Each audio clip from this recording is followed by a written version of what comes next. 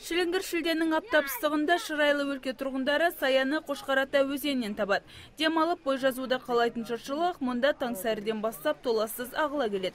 Бұл жерден шаһар халқымен қатар шетелдік қонақтарды да кездестіруге болады.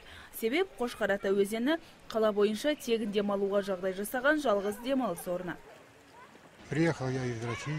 Мен Шымкентке Ресейден келіп отырмын. Достарым бірден осы өзенге алып келді. Өте ұнап жатыр. Дегенмен қала бойынша шомылуға арналған жалғыз өзен екені өкінішті. Қатар артсын деген тілек білдіремін.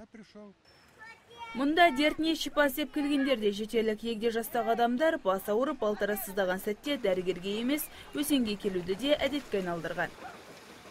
Аралдан келдім. Осы жаққа шомылуға, ем бола деп, аяғым ауырады. Белім ауырады, соған болып келдім. Бүгін екінші су. Хронический бронхит замучил, гайморит. Мне люди подсказали. Мен көп жылдар бойы өкпенің қабынуы, гайморит ауруларымен ауырдым. Түгелдей сауығып кеткім-ақ келді, алайда дәрігерлердің қауқары жетпеді. Ал Қошқарата өзеніне келіп шомылып жүргеніме 2 жыл болды.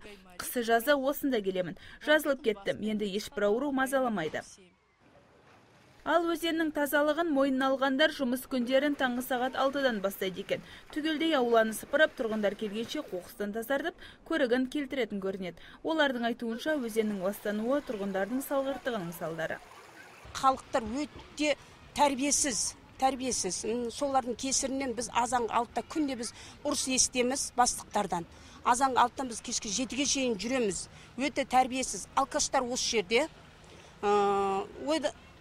Ойдағырда тәртіпсіздер, көп тәртіпсіздік нәрселер қолға алып жатыр. Милициялар жұмыс істеп жатыр, а милициялардың өзіне де бой бермейді. Бізге онда бой бермейді. Қарауылдарға да бой беру деген нәрсе жоқ.